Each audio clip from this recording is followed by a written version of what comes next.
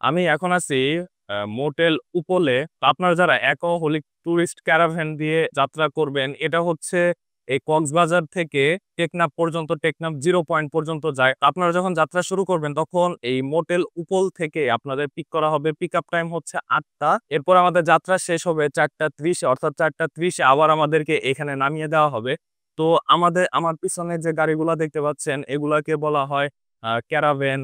তো এই ভাষায়, এই আঞ্চলিক ভাষায় যেটা বলা হয় চাঁদের গাড়ি বা চাঁদের গাড়ি। তো আমাদের এই চাঁদের গাড়ি বা চাঁদের গাড়ি দিয়ে প্রায় 12 কিলোমিটারের মতো নিয়ে যাওয়া হবে। কারণ হচ্ছে এই বাসটাকে আসতে দেওয়া হয় না, কিছু প্রবলেম আছে যার জন্য আসতে দেওয়া হয় না। টোটাল হচ্ছে 12 কিলোমিটার আমরা এটা দিয়ে যাব। এরপর ব্রিজের ওই পাশ থেকে আমরা এই আমাদের যে কাঙ্ক্ষিত বাস আছে, সেই বাস দিয়ে আমরা যাইতে পারবো।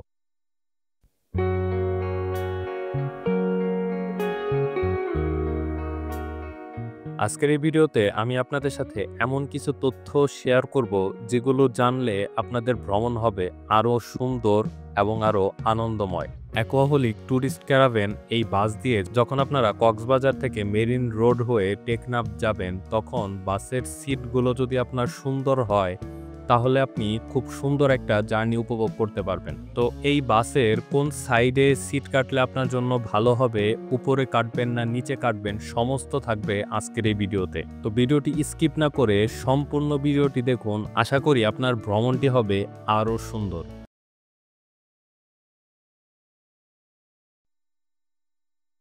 তো এই বাসটা হচ্ছে 2 তলা।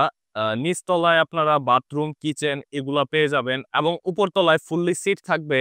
আর সিটের উপরে ছাদটাও একসময় খুলে দেওয়া হয়, যার কারণে এটা পর্যটকদের বেশ ভালোভাবে আকর্ষিত করে। তো আমি আজকে এই বাস দিয়ে ভ্রমণ করব এবং আপনাদেরকে এই সম্পূর্ণ ভ্রমণের অভিজ্ঞতা শেয়ার করব। তো বাসটা যেহেতু 2 তলা, এর জন্য লোয়ার ডেকে ভাড়া হবে 2099 টাকা এবং আপার ডেকের ভাড়া হবে 2299 টাকা। মোটেল উপল থেকে চাঁদের গাড়ির মাধ্যমে আমরা সকাল 8টার পরপরই বের হয়ে যাই। এরপর আমাদের গাড়িটি চলে আসে ডলফিন মোড়ে। ডলফিন মোড় থেকে সোজা গেলে কলাতলি বিচ। কক্সবাজারের প্রাণকেন্দ্র বলা যায় 3টি বিচকে নিয়েই। মোটেল উপল থেকে লাবণী, সুগন্ধা বিচ একদম কাছে। তার একটু পরে অবস্থান কলাতলি বিচের। কক্সবাজারের প্রাণকেন্দ্র ধরা হয় এই 3টি বিচকে নিয়েই। কক্সবাজারের অন্যতম দর্শনীয় এবং সুন্দর জায়গার মধ্যে অন্যতম হচ্ছে এই মেরিন রোড। মেরিন রোড দিয়ে আপনি যতই যেতে থাকবেন ততই আপনার দেখা মিলবে সমুদ্র এবং অন্য পাশে পাহাড়। আপনার হাতের ডান দিকে থাকবে সমুদ্র এবং হাতের বাম দিকে থাকবে সুউচ্চ বড় বড় পাহাড়। আপনি যখন কক্সবাজার থেকে মেরিন রোড হয়ে টেকনাফ যেতে থাকবেন ততই আপনার দেখা মিলবে হাতের ডান দিকে সুন্দর সমুদ্র এবং অন্যদিকে হাতের বাম পাশে থাকবে সুউচ্চ বড় বড় পাহাড়। আপনি যতই আগাতে থাকবেন এই পাহাড়গুলো যেন ততই বড় হতে থাকে। পরবর্তীতে আমি কক্সবাজার থেকে মেরিন রোড হয়ে টেকনাফ পর্যন্ত সমস্ত ভিডিও আপলোড করব। সেই ভিডিওটি দেখার মাধ্যমে আপনাদের ভ্রমণটা অনেকটাই পূর্ণ হয়ে যাবে এবং আপনারা টেকনাফের সৌন্দর্যটাও উপলব্ধি করতে পারবেন। দিনের বেলা মেরিন রোড যতটা সুন্দর, রাতের বেলা তা হয়ে ওঠে অনেকটাই ভয়ানক। তাই আপনারা যখন মেরিন রোড হয়ে ঘুরতে যাবেন, ফিরে আসাটা যেন আপনাদের বিকালের মাঝেই হয়, কারণ রাতে এর চিত্রটা অনেকটাই ভিন্ন হয়ে থাকে। কক্সবাজার থেকে মেরিন রোড হয়ে টেকনাফ পর্যন্ত এই ভিডিওটি যদি আপনারা দেখতে চান তাহলে অবশ্যই চ্যানেলটি সাবস্ক্রাইব করে পাশেই থাকবেন।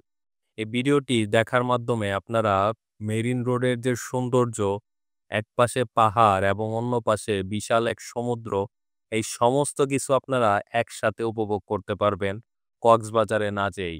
যারা সময় স্বল্পতার কারণে কক্সবাজার যেতে পারছেন না, টেকনাফ যেতে পারছেন না, তারা মেরিন রোড হয়ে কক্সবাজার থেকে টেকনাফ পর্যন্ত যাওয়ার যে সৌন্দর্য সেটা সেই ভিডিওর মাধ্যমে উপভোগ করতে পারবেন। তবে আর দেরি কেন, সাবস্ক্রাইব করে পাশেই থাকুন। এখন আমি আছি সোনার পাড়াতে।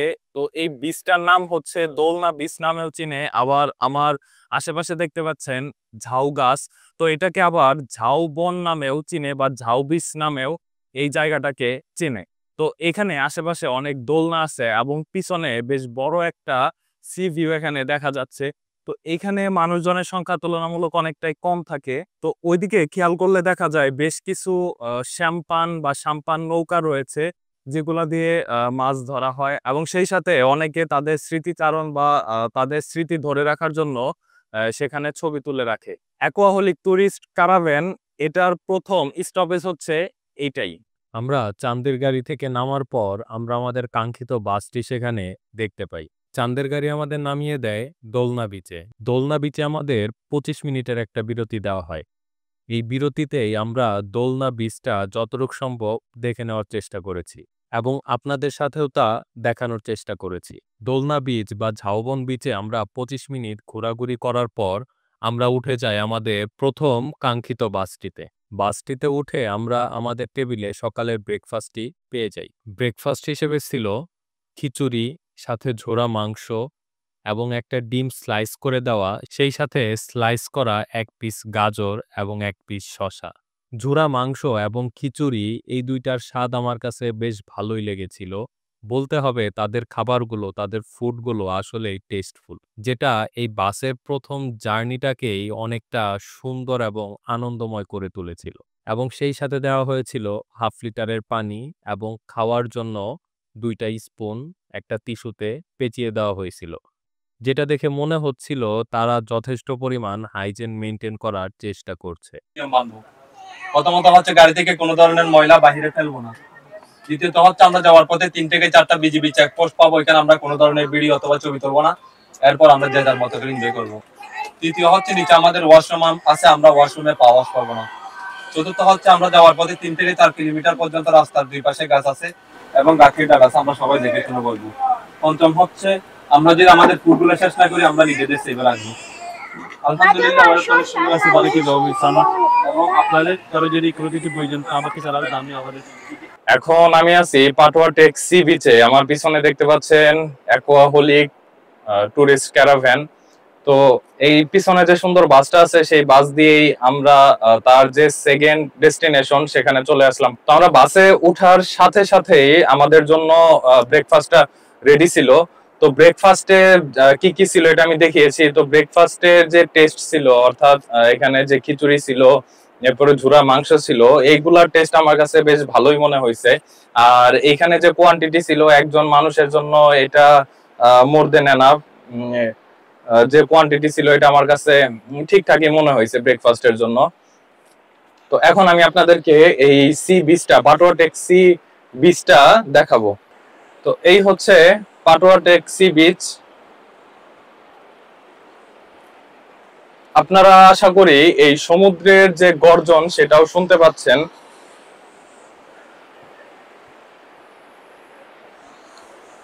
তো এই বিচের যে অবস্থা বর্তমানে, বিচটা একদম খালি, একদম। আমরা এই যে যে বাস দিয়ে আসছি, ওই যে বাসটা দেখা যাচ্ছে, শুধুমাত্র ওই বাসের যাত্রীরাই, ওই বাসের পর্যটকরাই শুধুমাত্র এখানে আছে।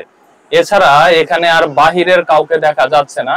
ওই দূরে কিছু মানুষ দেখা যাচ্ছে, সম্ভবত তারা কিছুটা দূর থেকে অটো, সিএনজি এগুলার মাধ্যমে তারা ঘুরতে এসেছে।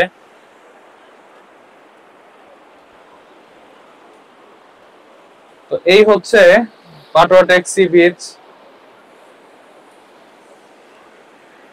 একের পর এক এখানে পানির ঢেউ আসছে।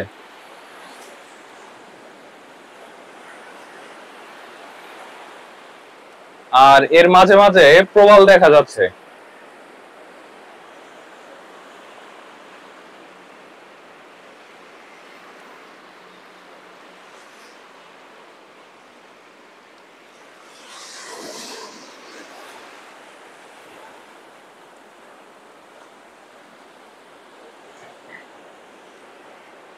তো ওইখানে আপনারা আপনারা এখানে দেখতে পাচ্ছেন যে একদম মানে বালুটা ভেজা ভেজা। তার মানে হচ্ছে এখন এখন ভাটা হচ্ছে। তো জোয়ারটা বেশ কিছুক্ষণ আগেই ছিল। যেমন রাতের সময় এখানে জোয়ারটা অনেক বেশি আসে, যেমন ওইখানে পানি দেখা যাচ্ছে। জোয়ারের সময় পানিটা একদম তীরের দিকে, অনেকটা তীরের দিকে চলে যায়। আর যখন বৃষ্টি মৌসুম থাকে তখন তো কথাই নেই, সেই সময় পানি একদম রাস্তার কাছে চলে যায়, অর্থাৎ রাস্তা ছুঁই ছুঁই বা কিছু সময় রাস্তাও ডুবে যায়।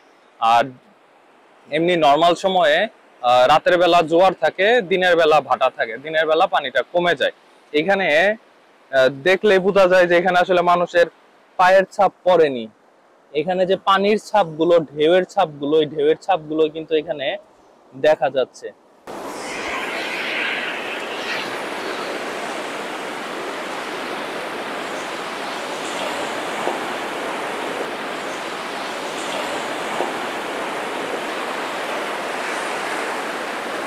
তো এখানে খুব সুন্দর গর্জন শোনা যাচ্ছে।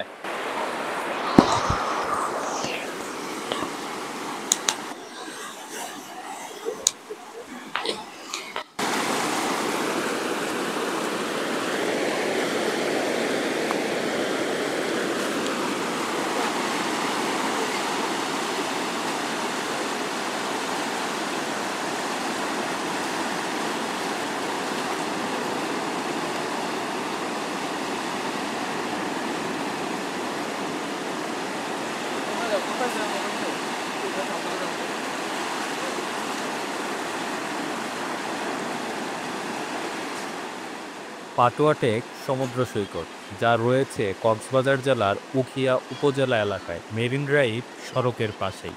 এই এলাকায় রয়েছে প্রচুর প্রবাল ও পাথরের ধূলিকণা। সৈকতে পাথর প্রবালের সারি দেখা যায়। যদিও এই সৈকতের পরিচিতি অনেক পুরনো নয়, এটি শহরের মূল সৈকতের তুলনায় অনেকটা নিরিবিলি ও শান্ত। পাশাপাশি নিকটস্থ অঞ্চল উখিয়া, ইনানি ও পাহাড় সমুদ্র সংমিশ্রণে এই সৈকতের প্রকৃতি বিশেষ বৈশিষ্ট্যময়। ইতিহাস সূত্রে সৈকতের আশেপাশে রয়েছে প্রাচীন কিছু ধ্বংসাবশেষ ও পাহাড়ি গঠন, যেমন একটি সন্ধানযোগ্য সুড়ঙ্গ বা টানেল যা অন্ধরাজা বানিয়েছিলেন বলে জানা যায়। এই সুড়ঙ্গটি পাটুয়া টেকের পার্শ্ববর্তী এলাকায়। পাটুয়া টেক সমুদ্র সৈকতে অনেক প্রবাল দেখতে পাওয়া যায়। সৈকতে প্রবালে পাথরের উপর হাঁটার সময় কিছুটা সতর্ক থাকতে হবে। পাথরের কিনারাগুলো অনেক স্লিপারি হয়।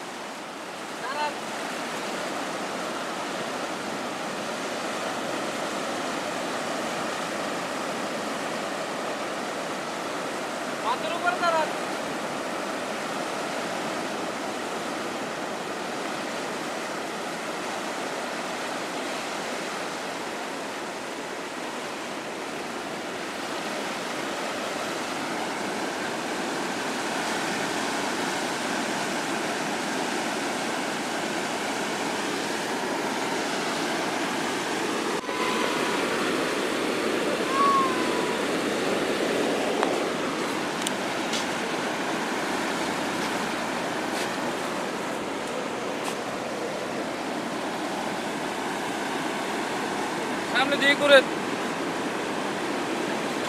সামনে দিয়ে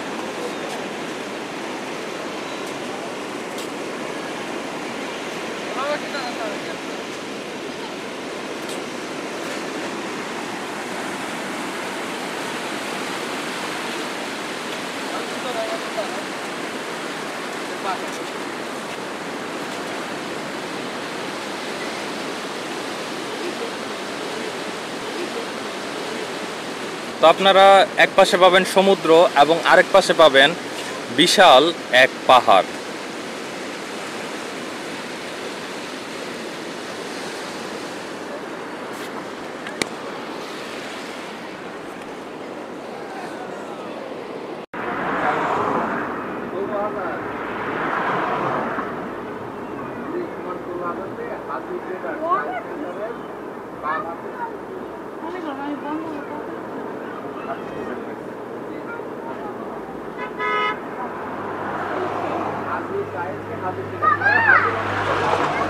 পুলিশের গুলিতে নিহত সেনাবাহিনীর মেজর সিনহা মোহাম্মদ রাশেদ খানের স্মৃতিতে নির্মিত স্মৃতিফলক এটি, যার উদ্বোধন করেছিলেন সেনাবাহিনীর প্রধান জেনারেল ওয়াকারুজ্জামান। সিনহার স্মৃতিফলকটি কক্সবাজারের টেকনাফের বাহারছড়া ইউনিয়নের শ্যামলপুরে অবস্থিত। এটি সেই জায়গা। বিজিবি কক্সবাজার রিজিয়নের তত্ত্বাবধানে নির্মিত হয়েছে এই স্মৃতিফলকটি।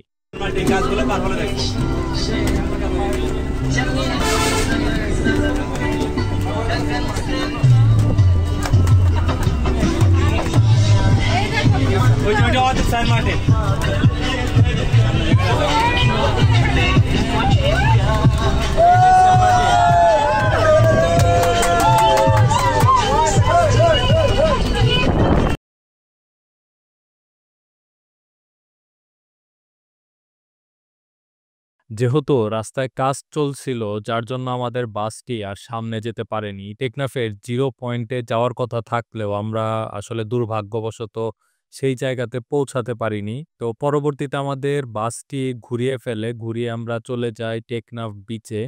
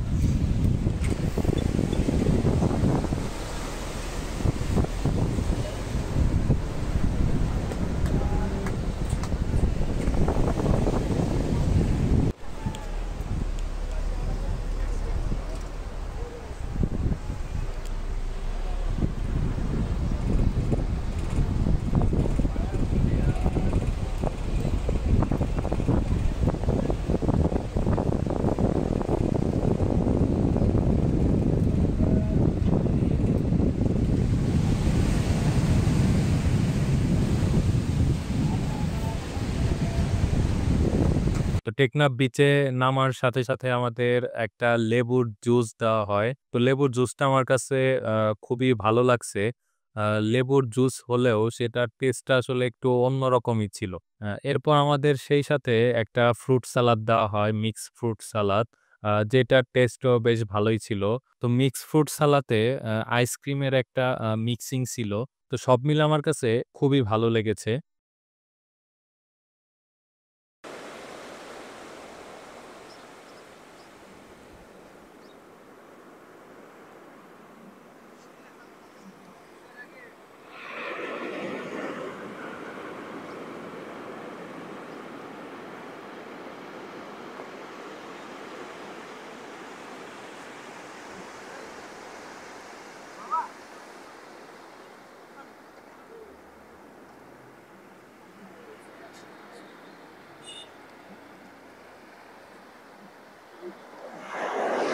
টেকনাফ বিচ বা সাম্পান বিচ, এই বিচের যে পানির কালারটাই আসলে একদম অন্যরকম। আমরা সুগন্ধা, লাবণী এবং কলাতলি বিচে যে পানি দেখেছি, যে পানির কালার ছিল, এই পানির কালারটা মোটেও সেইরকম নয়। এই পানির কালারটা অনেকটাই নীল ধরনের। যেন নীল আকাশের রংটাই যেন আস্তে এই টেকনাফ বিচের পানির সাথে মিলে গেছে।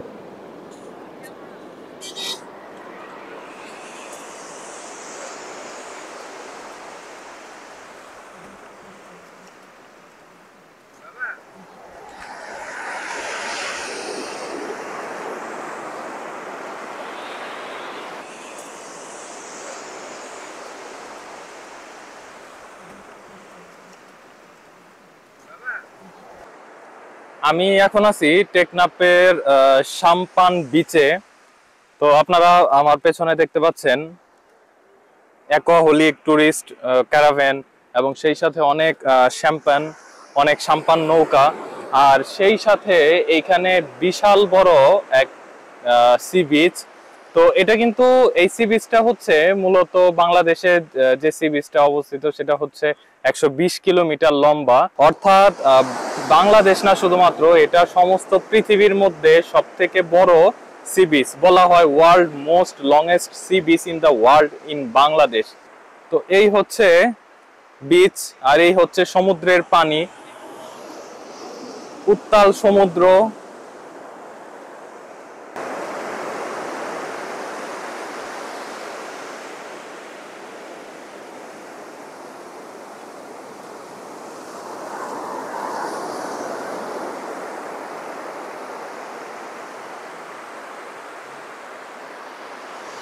তো এই সি বিচে জাস্ট মানুষ ঘুরতে আসে।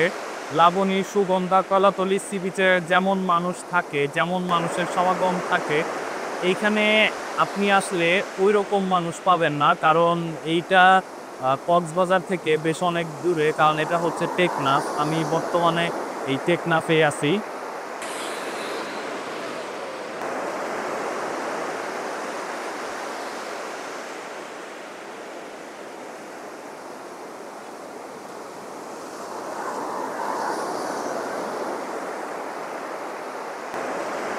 তো পাটোয়া টেক সি বিচে যেমন মানুষের পায়ের ছাপ খুব কম, এখানেও মানুষের পায়ের ছাপ তুলনামূলক অনেক কম। পায়ের ছাপ নেই বললেই চলে, যতটুকু পায়ের ছাপ আসে সেটা এই ঢেউয়ে প্রতিনিয়ত এসে মুছে দিয়ে যায়। এখানে মানুষের পায়ের ছাপ পাওয়া যায় না, কিন্তু এখানে এমন ভাবে সবকিছু বিস্তৃত, মনে হয় যেন আকাশটা এই সমুদ্রের সাথে একদম মিশে গেছে। আকাশ কোথায়, সমুদ্র কোথায়, আপনি এখানে আসলে আলাদা করতে পারবেন না।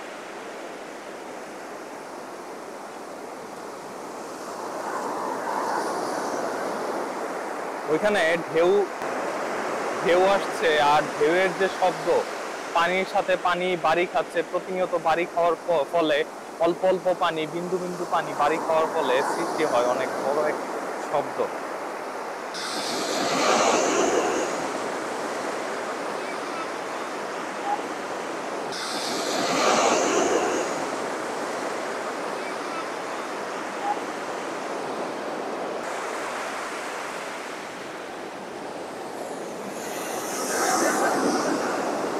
এই বীচগুলো দেখতে অনেক সুন্দর, কিন্তু একটা সমস্যা হচ্ছে এই বিচে রোদ অনেক বেশি, মানে অতিরিক্ত রোদ। আর কক্সবাজার, টেকনাফ বা চট্টগ্রামের যে এলাকাগুলো আছে, অর্থাৎ চট্টগ্রামে হচ্ছে সকাল 7টা-8টার দিকে যে পরিমাণ রোদ, আমাদের শেরপুর, জামালপুর, ময়মনসিংহ বিভাগ এইদিকে দুপুর 2টা-3টা বাজেও হয়তো এইরকম রোদ চোখে দেখা যায় না।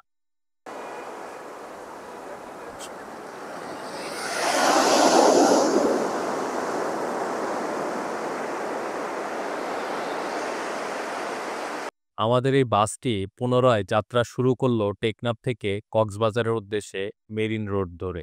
টেকনাফ থেকে ছেড়ে এসে প্রথমত আমাদের এই বাসটি দাঁড়ায় টেকনাফ সি বিচে, যেটাকে যেটাকে অনেকে সাম্পান যেটাকে অনেকে সাম্পান বিচও বলে থাকে। সাম্পান বিচে আমাদের 25 থেকে 30 মিনিটের মতো একটা যাত্রা বিরতি দেয়।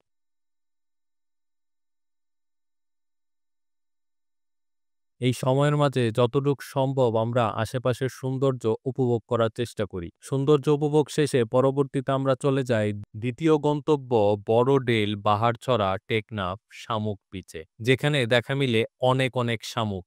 ছোট থেকে বড় অসংখ্য শামুকের সমাহার সেখানে। অনেক মৃত শামুকের খোলসগুলো সেখানে দেখতে পাওয়া যায়। পর্যটক আসছে দেখে অনেক বাচ্চারা সেখানে দৌড়ে যায় পলিথিনে শামুক নিয়ে। সেই শামুকগুলো তারা 20 টাকা, 30 টাকা, 15 টাকা, 40 টাকাও বিক্রি করে, যার কাছ থেকে যেমন নিতে পারে। আমি সেখান থেকে বেশ কয়েকটি শামুক নেই। ইচ্ছে হয়েছিল নিজেই যদি শামুকগুলো টুকিয়ে টুকিয়ে ব্যাগে ভরতে পারতাম, সেটা আরো দারুণ লাগতো। কিন্তু সময়ের জন্য আর সেটা হয়ে ওঠেনি। সেই কারণে সেই ছোট্ট ছেলেমেয়েদের কাছ থেকে শামুক, ঝিনুক কিনে নেই। সে শামুক বিচে দেখা মিলে অনেক ছোট থেকে বড় প্রবালের। অনেক প্রবালের কোনায় কোনায় ভর্তি হয়ে থাকে সেই মরা শামুকের খোলসগুলো।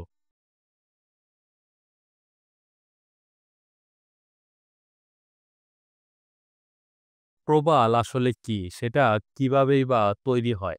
সমুদ্রে লক্ষ লক্ষ ক্ষুদ্র প্রাণী থাকে যাদের বলে কোরাল পলিপ। তারা জেলিফিশ বা অ্যানিমনের মতো নরম শরীরের প্রাণী। প্রতিটি পলিপ নিজের চারপাশে ক্যালসিয়াম কার্বনেট দিয়ে এক ধরনের শক্ত খোল বা কাঠামো বানায়। এটি দেখতে পাথরের মতো লাগে।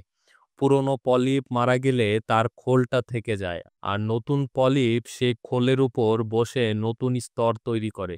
এভাবেই শত শত বছর ধরে স্তরের পর স্তর জমে বিশাল প্রবাল কাঠামো তৈরি হয়। পলিপের শরীরে ছোট শৈবাল থাকে, যারা সূর্যের আলোর মাধ্যমে খাবার তৈরি করে এবং পলিপকে শক্তি দেয়। তাই প্রবাল সাধারণত স্বচ্ছ, উষ্ণ ও অগভীর পানিতে জন্মায়, যেখানে সূর্য রশ্মি পৌঁছায়। এভাবে হাজার বছর ধরে তৈরি হয় প্রবাল। প্রবাল খুব সংবেদনশীল। সমুদ্রের তাপমাত্রা বেড়ে গেলে বা দূষণ বাড়লে তারা খুব সহজেই মারা যায়। আমরা যে সাদা প্রবালগুলো দেখি সেটা আসলে মৃত প্রবাল।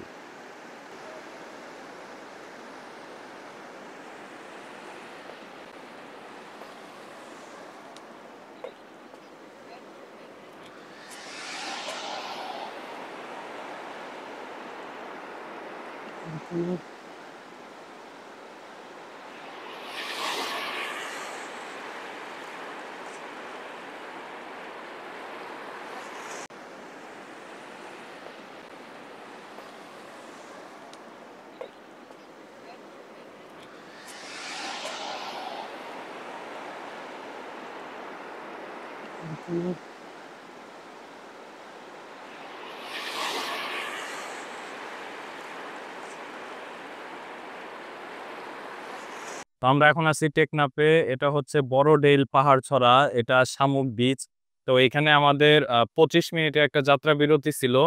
তো এই সময় আমরা এই বিচটাকে দেখছি এবং আপনাদেরকে দেখানোর চেষ্টা করেছি, এবং সেই সময়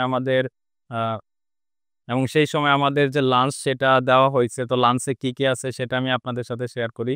আমাদের লাঞ্চে ছিল ফ্রাইড রাইস, সেই সাথে কিছু পরিমাণ সালাদ এবং চাইনিজ স্টাইলের ভেজিটেবল।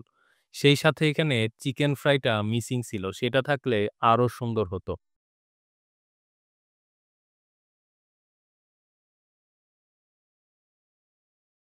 এখানে চিকেন ফ্রাইয়ের বদলে চাইনিজ স্টাইলে চিকেনটাকে রান্না করা হয়েছে। চিকেনটাকে এমনভাবে কাটা হয়েছে আর এমনভাবে রান্না করা হয়েছে, প্রথম অবস্থায় দেখে মনে হয় যেন এটা চিংড়ি, চাইনিজ স্টাইলে চিংড়ি রান্না হয়েছে। কিন্তু খাওয়ার পরে বোঝা যায় এটা আসলে চিংড়ি নয়, এটা মূলত চিকেনকেই চিংড়ির মতো করে রান্না করা হয়েছে। তো আমাদের লাঞ্চে যে আইটেমগুলো ছিল, এটার স্বাদটাও আমার কাছে খুবই ভালো লেগেছে। আমি এখন আছি অ্যাকোয়াহলিক টুরিস্ট ক্যারাভানের ভেতরে। তো এখানে মোট আছে 4টা টেবিল। তো আপনারা যখন এই ক্যারাভ্যানে ভ্রমণ করবেন, আপনাদের একটা জিনিস জানা খুবই দরকার, সেটা হচ্ছে আপনারা কোন সাইডে সিট কাটবেন। তো আমরা আসলে যে ভুলটা করে ফেলছিলাম, আমরা তো আসলে জানতাম না যে কোন সাইডে সিট কাটলে ভালো হবে। তো পরবর্তীতে আমরা যখন বুঝতে পারলাম যে না, আমরা আসলে যে সাইডে সিট কাটছি এই সাইডে একটু রোদ। তো আপনারা যখন সিট কাটবেন চেষ্টা করবেন ডান দিকে সিট কাটার জন্য। ডান দিকে সিট কাটলে আপনারা যাওয়া এবং আসা দুই সময়ে ছায়া পাবেন। আর যদি বাম সাইডে সিট নেন তাহলে দেখা যাবে আপনারা যাওয়া এবং আসা দুই সময়েই রোদ পাবেন। আর কক্সবাজার, টেকনাফ, এরপর চট্টগ্রাম, এই সাইডের যে রোদ গুলো, আপনাদের আর নতুন করে কোনো কিছু বলার নেই। আমরা যারা উত্তরাঞ্চলের দিকে থাকি তাদের কাছে এই দক্ষিণাঞ্চলের যে রোদটা, এটা আসলে মানে কল্পনার বাইরে কি পরিমাণ রোদ হইতে পারে। উত্তরাঞ্চলে অর্থাৎ আমাদের যে ময়মনসিংহ বিভাগ, ঢাকা, এইখানে যে রোদ থাকে সেটা হচ্ছে দুপুর 2টা-3টা বাজে যে রোদ। আর এইখানে আপনারা ওই রোদটা পাবেন সকাল 8টা থেকে 9টার মধ্যে। অ্যাকোয়াহলিক টুরিস্ট ক্যারাভ্যান, এটার যাত্রা শুরু হয় সকাল 8টায় এবং এটার যাত্রা শেষ হয় বিকেল 4টা 30 মিনিটে। তো এর মাঝে এটা কক্সবাজার থেকে শুরু করে টেকনাফ পর্যন্ত যায়, টেকনাফের 0 পয়েন্ট পর্যন্ত, এবং টেকনাফের 0 পয়েন্ট থেকে এটা আবার কক্সবাজার পর্যন্ত যায়। তবে এখানে হোটেল উপল থেকে এটা সকাল 8টা বাজে পিক করে। তো সকাল 8টা বাজে এটা চাঁদের গাড়ি বা চাঁদের গাড়ির মাধ্যমে পিক করে। পিক করার পর ঝাউবন বিচে এটা নামিয়ে দেয়।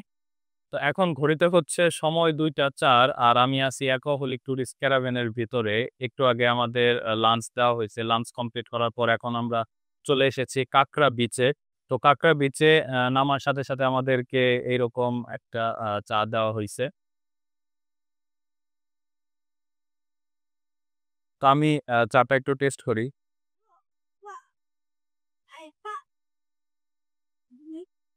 আসলে এদের যে খাবারগুলো এটা আসলে সত্যি অনেক ভালো। কারণ আমি কক্সবাজারে আসার পরে বেশ কয়েকটা হোটেলে খাইছি। আমার কাছে বেশি একটা ভালো লাগে নাই। কিন্তু তাদের প্রত্যেকটা আইটেমই আমার কাছে বেশ ভালোই লাগছে। কি জানি এরা কিভাবে যেন রান্না করে। এই চাটাও মানে অন্যান্য নরমাল চায়ের মতো না। চাটা হচ্ছে দুধ চা। দুধের একটা ফ্লেভার আছে। সম্ভবত পাউডার মিল্ক ইউজ করা হইছে।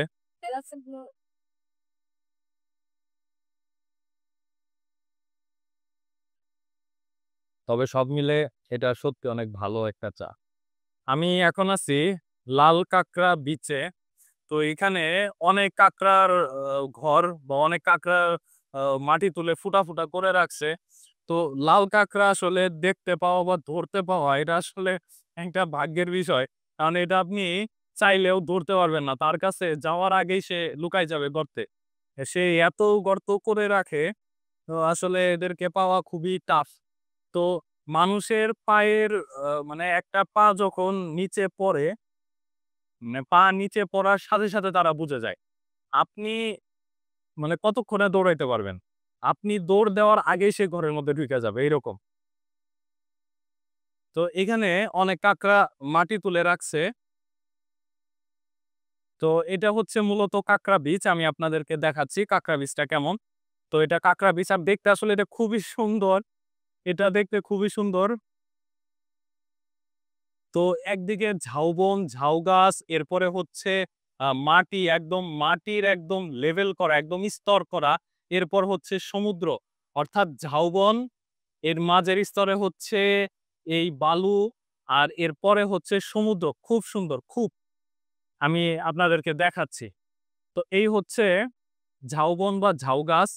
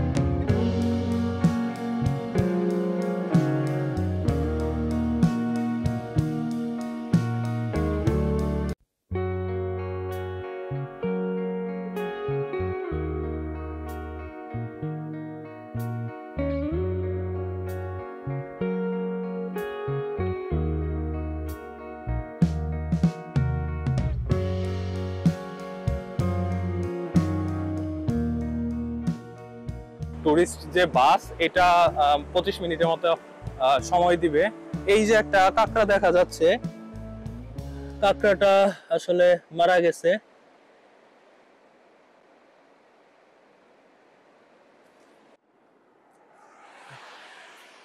তো এখানে আসলে জীবিত লাল কাঁকড়া ধরতে পাওয়া, দেখতে পাওয়া যায়, কিন্তু ধরতে পাওয়াটা আসলে খুবই ভাগ্যের বিষয়। এটা ধরতে পাওয়া সম্ভব না, কারণ আল্লাহ তাদেরকে ওইরকম ভাবে সৃষ্টি করছে।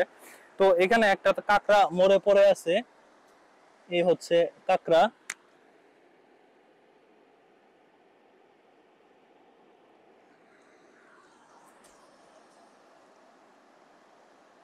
তো কাঁকড়াটা যখন জীবিত থাকে তখন দেখতে এইরকম মনে হয়, এইরকম থাকে। তো এই হচ্ছে কাঁকড়া। আপনারা যারা এই প্রথম লাল কাঁকড়া দেখলেন তারা অবশ্যই জানাবেন, অবশ্যই বলবেন। এ হচ্ছে কাঁকড়া পা, কাঁকড়ার চোখ।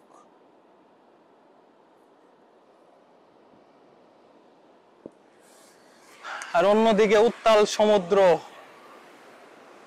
উত্তাল সমুদ্র।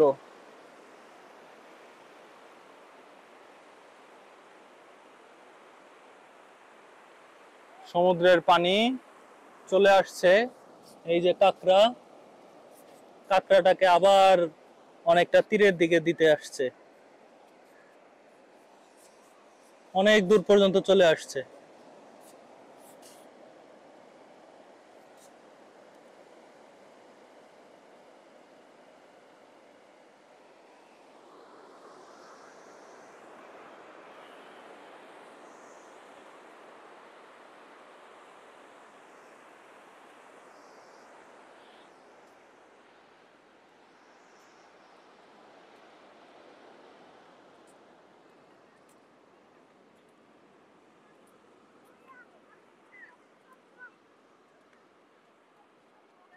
আচ্ছা, তো এই হচ্ছে কাঁকড়া বিচের অবস্থা। কাঁকড়া বিচ অনেক সুন্দর, অনেক।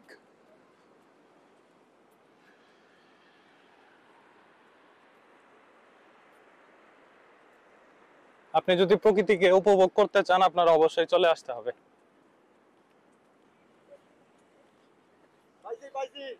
কাঁকড়া ধরছেন নাকি দেখি?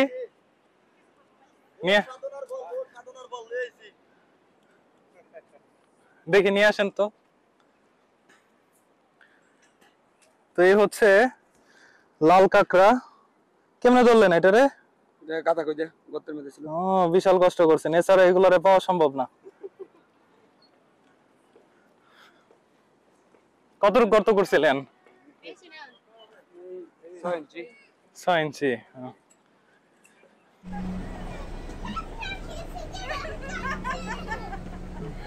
পচা কাঁকড়া সিগারেট খায়।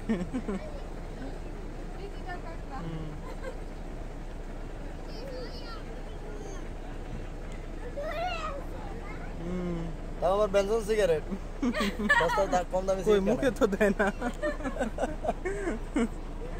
একদম রোবট।